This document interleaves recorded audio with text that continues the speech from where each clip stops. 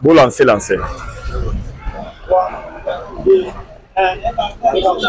Tchikicha, tcha. Nous ne sommes pas gâtés. 30 ans de guerre, c'est fini.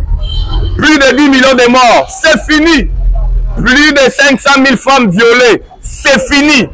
Des sociétés américaines paramilitaires au gouvernement qui ont signé un contrat. Blackwater, Maya Moïndo, Zanakati. Bangonde bako sécuriser ba minerai à Est Mobimba. Il y a Nord, il y a Sud Kivu, il y a Ituri. Il y a un boy qui a bandé émission. Na tchikicha, tcha. Donc cela veut dire que la guerre c'est fini.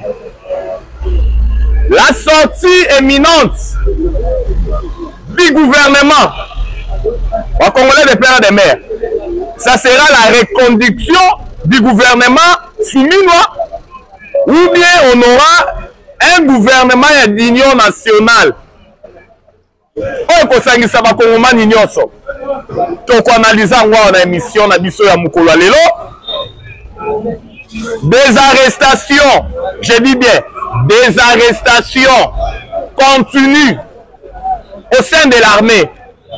Le chef d'état-major, Gilles Banza, a instruit dans le service Nyoso, Yamboka, aucun officier supérieur à Koki Kobima dans la République démocratique du Congo.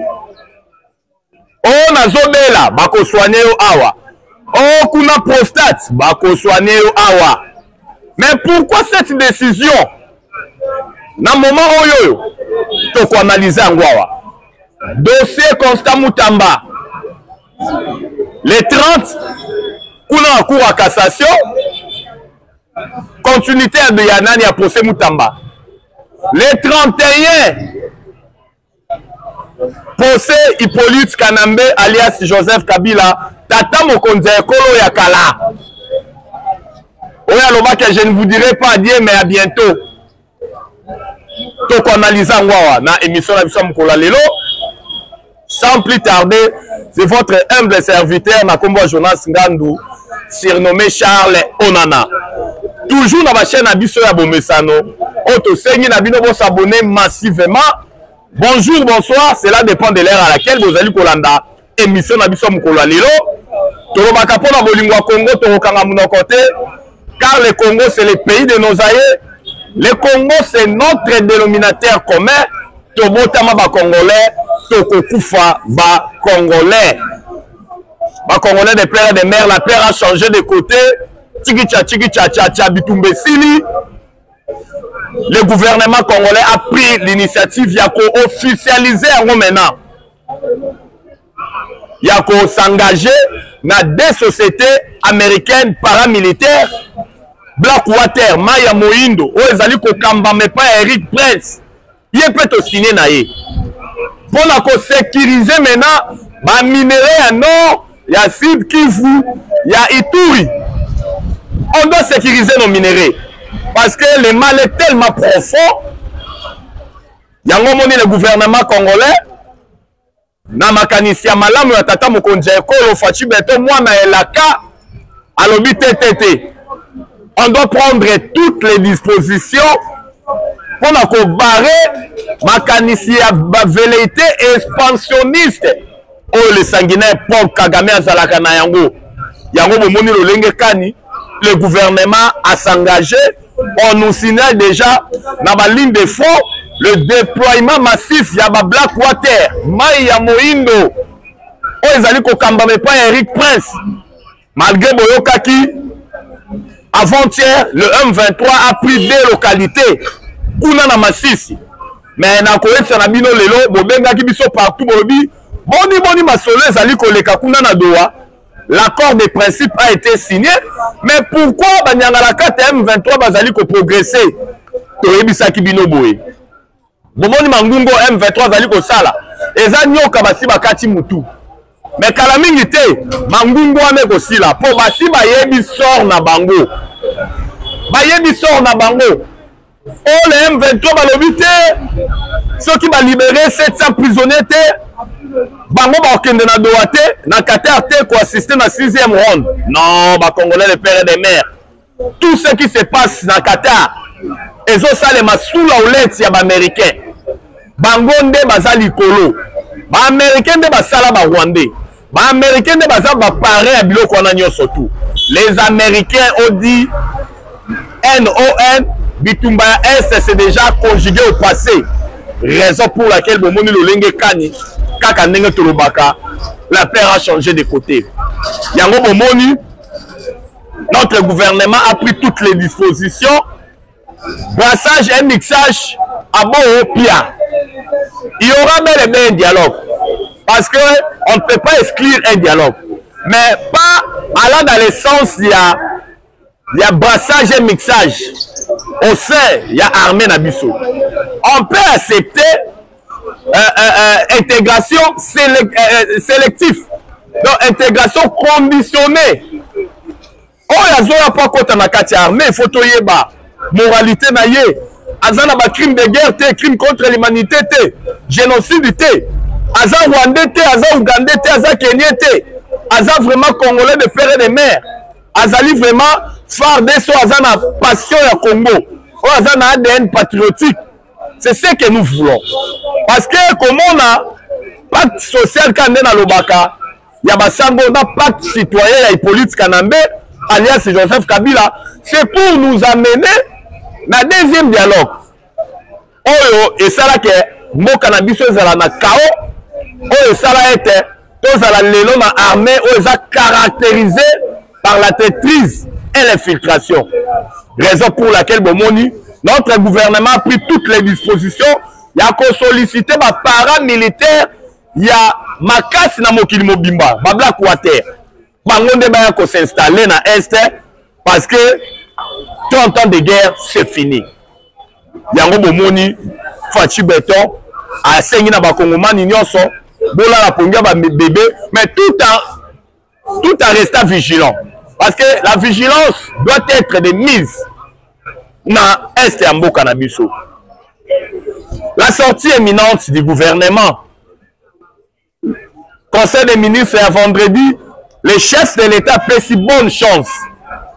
Na ba membre nyonso, il y a gouvernement, il y a équipe ezali ko kamba mais pas il y a Madame Judith Tuluka Suminwa. Alobi bonne chance. Maloba il y a chef de l'État ezali ko la tsaete na mikolo ezali ko ya na semaine oyo. On aura un gouvernement. Mais on va reconduire l'actuel gouvernement. Par contre, si 6 mois, quelques membres de l'opposition, ou bien tokokende vraiment dans le gouvernement proprement dit, il y a d'union nationale. D'après mes analyses, moi, on aura peut-être la reconduction du gouvernement et Madame Judith Tuluka Suminwa. Mais, dans le cas de la nouvelle équipe, Kokambama toujours, et pas il y a l'actuel premier ministre. Donc, comment on appelle, ma figure moussous ya opposition. Oh, bango pe, bakokota na kati, boebi ke tata mokonzi ekolo Fachi Beton, azali symbole ya unité nationale. Oh, il faut azali na, ba velete toujours ya kosangisa ba Kongomani. Parce que moment on mboka na biso azali ko traverser, et ça moment ils ont senga cohésion nationale, et ça moment ils ont senga unité nationale.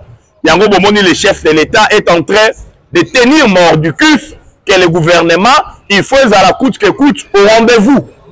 Mais ce que nous voulons, en tant que ma analyse dans la propre gouvernement d'union nationale, oui. Le dialogue entre les Congolais, on ne peut pas koboya yango. On doit dialoguer, mais entre nous, les Congolais, pour trouver des solutions idoines, pour mettre un terme na makambuto ezali kolika mboka na biso. Parce que dialogue on est fait dans la soubassement. Ce qui se passe à l'est de la République démocratique du Congo, ce sont des Rwandais. C'est ça la vérité, ce sont des Rwandais. Torobakanwa, le M23, c'est une coquille vide. Ce sont des patins, bazaba paté, bon bazaba lilinga pamba. Tobundalande na armée rwandaise. Il est raison pour laquelle tout ce qui n'a pas mokonzi ekolo lolenge kani alobaki na conseil des ministres à vendredi passé pour na koya ya gouvernement et ça le plus vite possible pour na esengo ya bakongomani nyonso. Procès Constant Mutamba, procès Hippolyte Kanambe alias Joseph Kabila. Le 30, procès Constant Mutamba et qu'on continue pour la cour de cassation. Vous savez que le ministère public est représenté par Firmin Vondé pour la cour de cassation. Alors, il y a Constant Mutamba détourné. Alors, Mutamba avait détourné. Mutamba avait fait ceci, cela.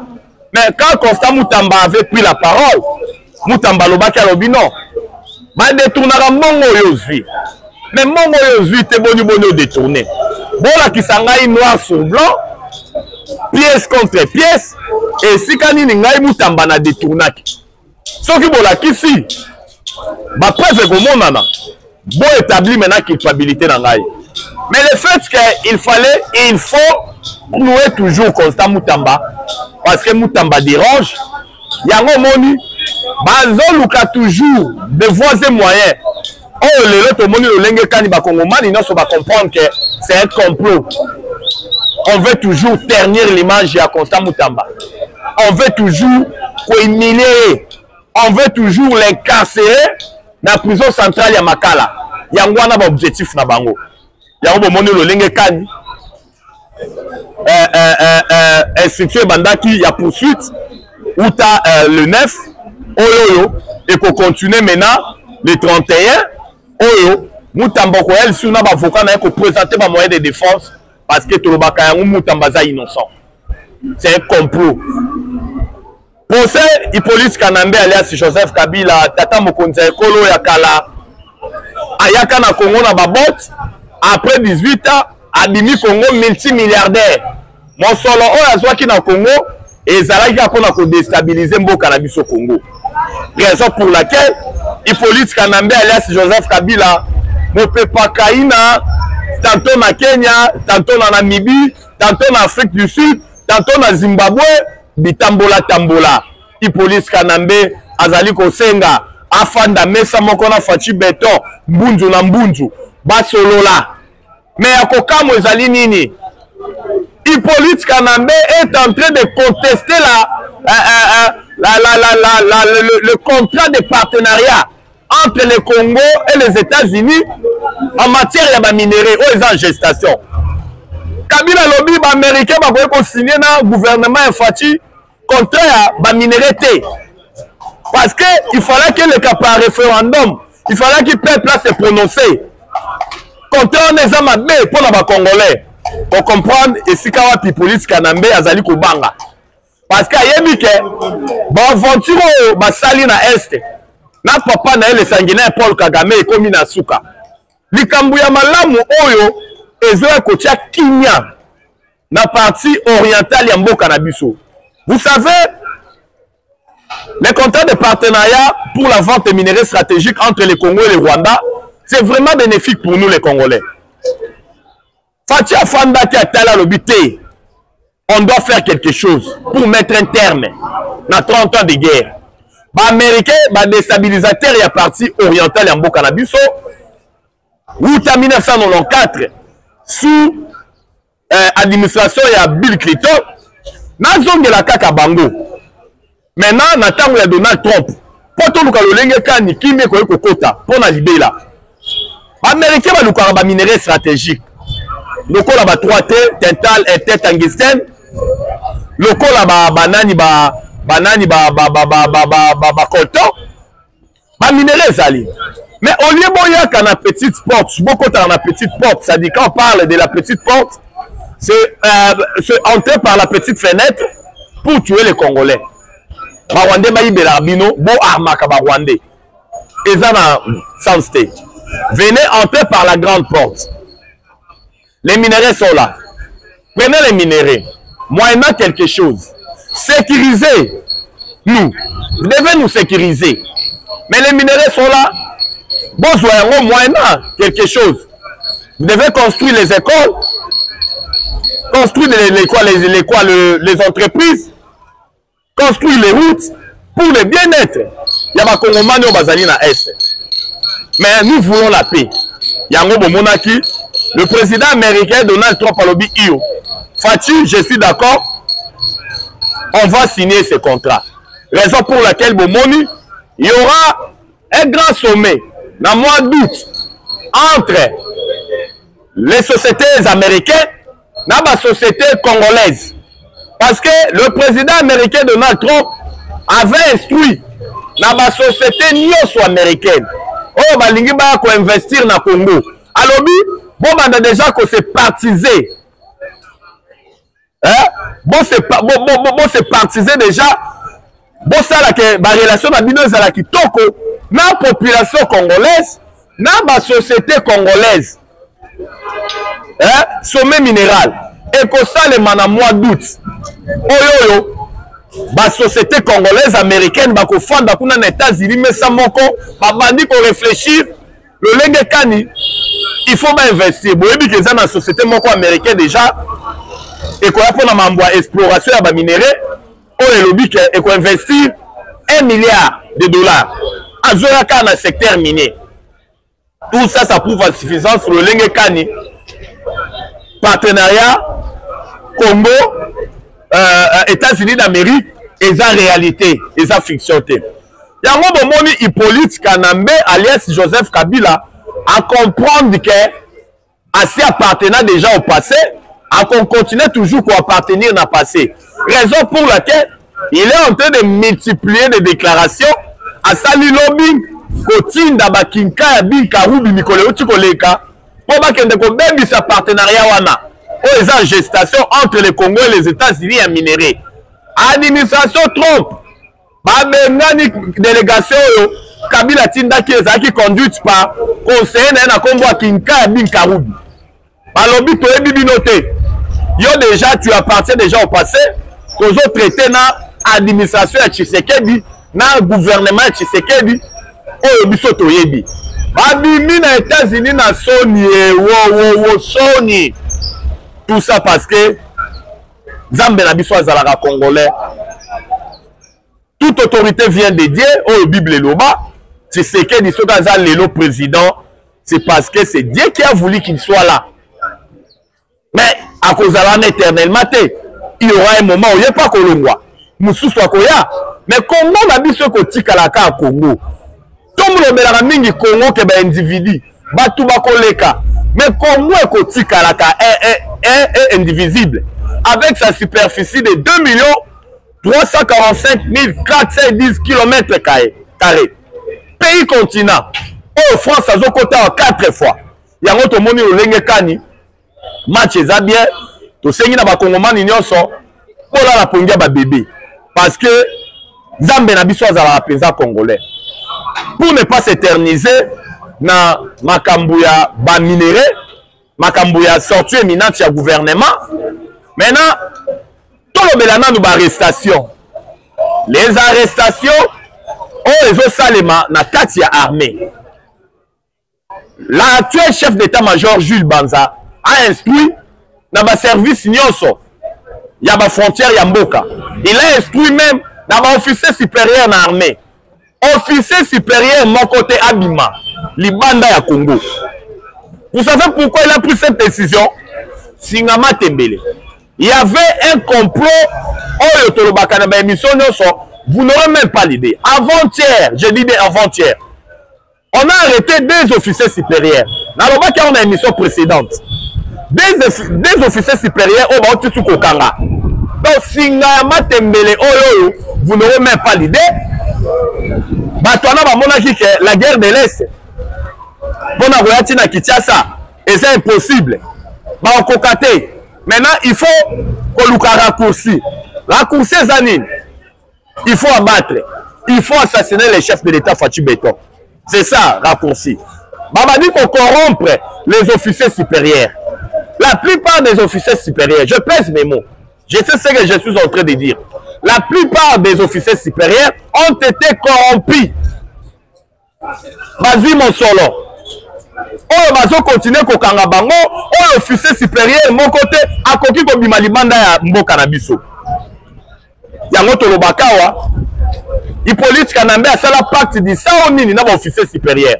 amelana bango makila arasira bango nini comment na lolenge kani tata mokonzi ekolo Fatou Beton a élevé ba officier supérieur ebele na grade misusu bakomi ba général d'armée misusu bakomi ba général de brigade ba lieutenant colonel nani général mais comment na lolenge kani traîtrise na trahison ezo caractériser bango ezo sala biso pasi pe mawa yango momoni lolenge kani le chef de l'État Fatou Beton le commandant suprême a pris toutes les dispositions.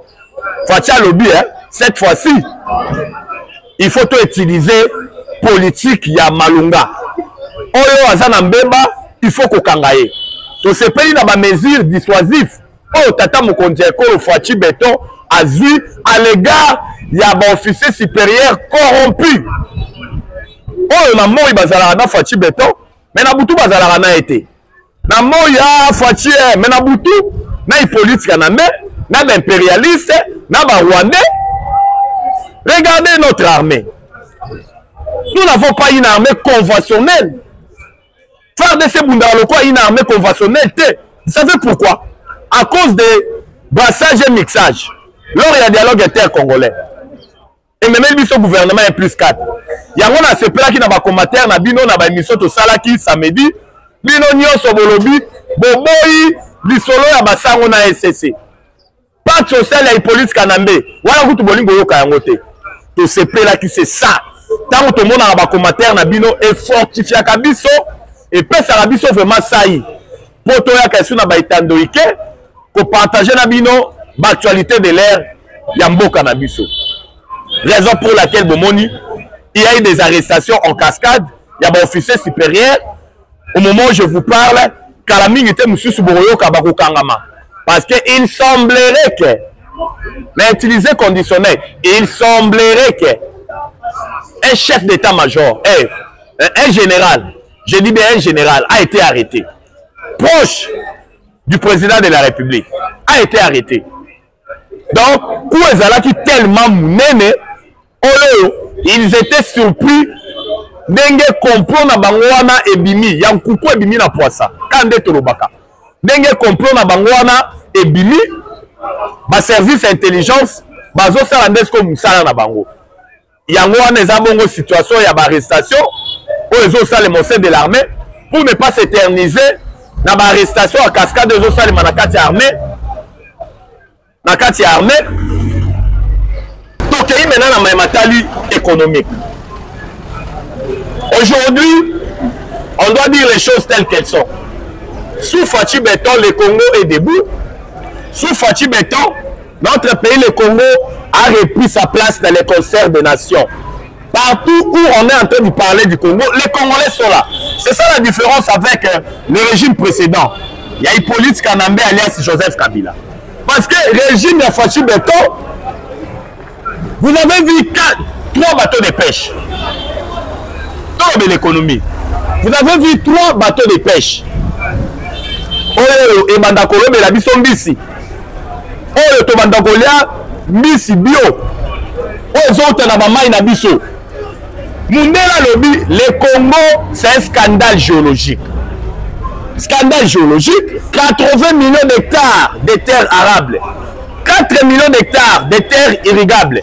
700 000 tonnes de densité halieutique. Quand on parle de la densité halieutique, on voit les poissons. Mais, Congo, ils vont vivre dans des conditions Congolais vivre dans des conditions exécrables. Ils vont vivre dans des conditions infra-humaines. À cause de l'économie monoproductrice. Parce que notre économie est centrée sur les minéraux. Alors que nous avons tous les atouts, il y a comme ça la diversification économique. Mais, quand on voit seulement les minéraux, mais ça dérange. Raison pour laquelle on doit avoir une économie où on répondre. Il y a Kolobezala qui est belé, mais boyebi ke ba chaîne na biso zali kabwangonga. Ngonga pona lelo to sukiawa. To ko eli susu lobi ko la tsamno lolenge kani mboke lalaki et la mukaki. Oto ba pona bolingo ko ngoto kanga munoko te. Numéro na biso zali plus 243 89 77 525 44. Plus 243 89 77 525 44. La patrie ou la vie. La patrie ou la vie. La patrie ou la vie. Ou la vie, nous vaincrons. J'ai dit et je vous remercie. Ciao, à la prochaine.